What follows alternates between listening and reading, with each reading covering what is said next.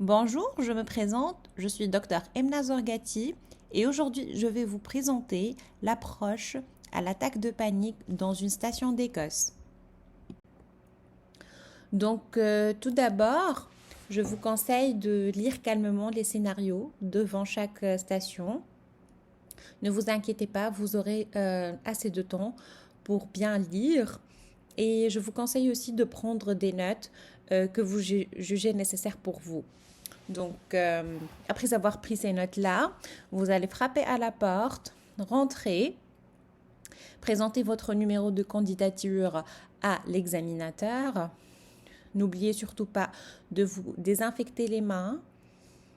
Ensuite, de vous présenter.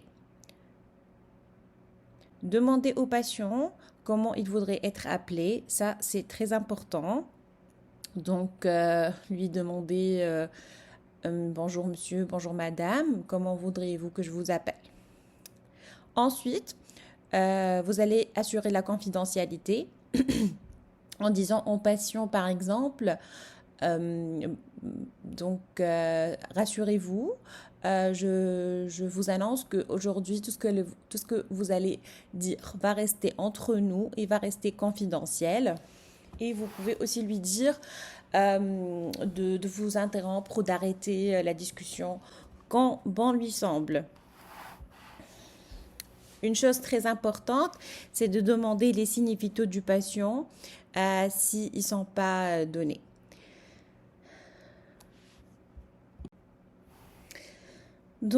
L'étape suivante, après avoir demandé au patient en quoi puis-je vous aider, il faut clarifier le motif de consultation.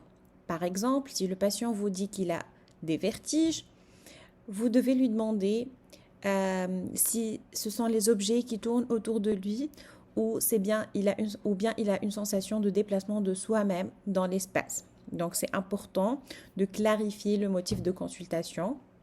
Ou par exemple, s'il se présente pour douleur thoracique ou une gêne respiratoire ou des palpitations, demandez c'est quoi qui le dérange le plus. Donc ça c'est important. Ensuite, il faut analyser le motif de consultation. Comme dans notre cas ici, l'attaque de panique, donc analyser l'attaque. Est-ce que c'est la première fois qu'il a cette attaque?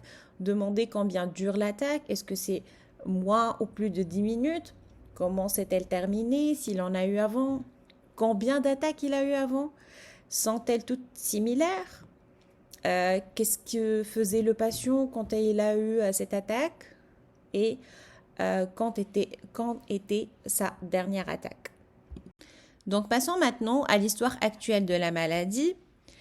Pour ceci, il faut demander au patient s'il présente les critères d'attaque de panique qui sont une douleur thoracique, des frissons, un étouffement, un essoufflement, une gêne respiratoire, des sueurs, des vertiges, des tremblements,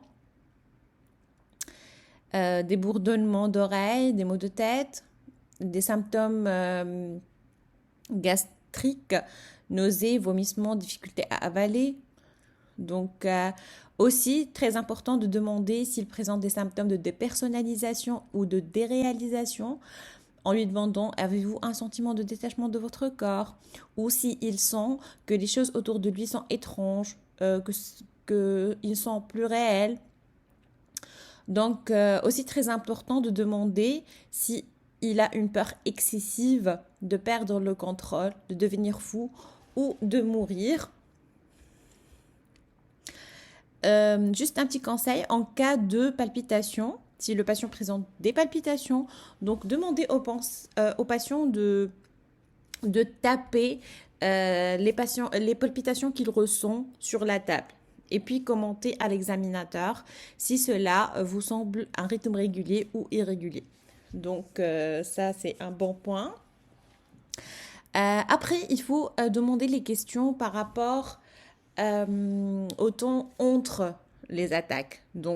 S'il a déjà présenté d'autres attaques auparavant, lui demander si il a développé un sentiment de peur d'avoir d'autres attaques, de nouvelles attaques, comment tout ceci affecte sa vie et est-ce que il est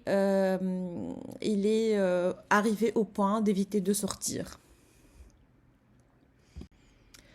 Donc, les diagnostics différentiels qui sont à éliminer devant toute attaque de panique sont une hypoglycémie, une hyperthyroïdie, un phéochromocytome, une consommation de cocaïne, d'amphétamine, un sévrage alcoolique, une consommation excessive de caféine, une arythmie ou une anémie.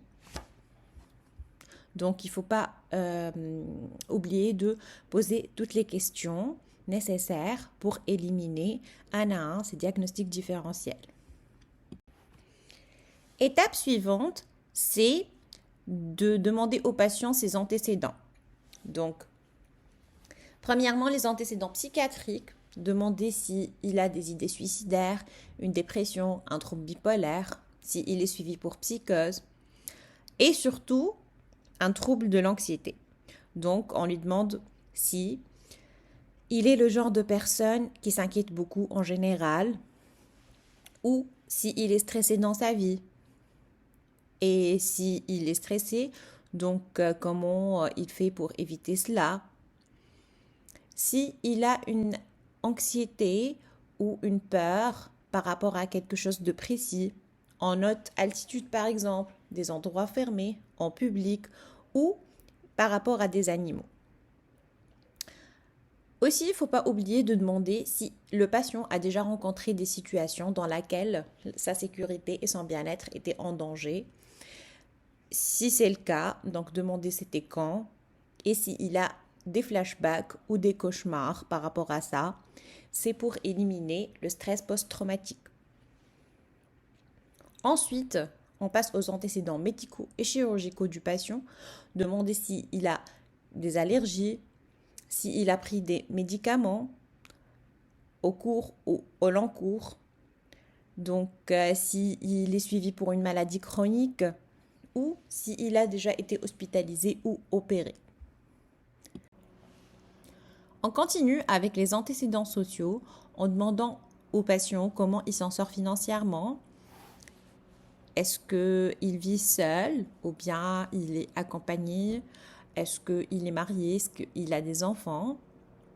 Donc, et finalement, on demande par rapport aux antécédents familiaux s'il y a une maladie chronique dans sa famille, donc telle qu'une dysthyroïdie, une maladie cardiaque ou une maladie psychiatrique.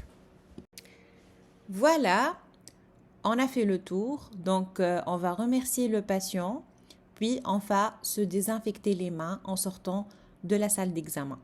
Juste 2 petits conseils, c'est de regarder le patient dans les yeux tout le long de l'examen, c'est très important, et aussi d'essayer d'être sérieux mais empathique en même temps envers les patients. Voilà, merci beaucoup et bon courage.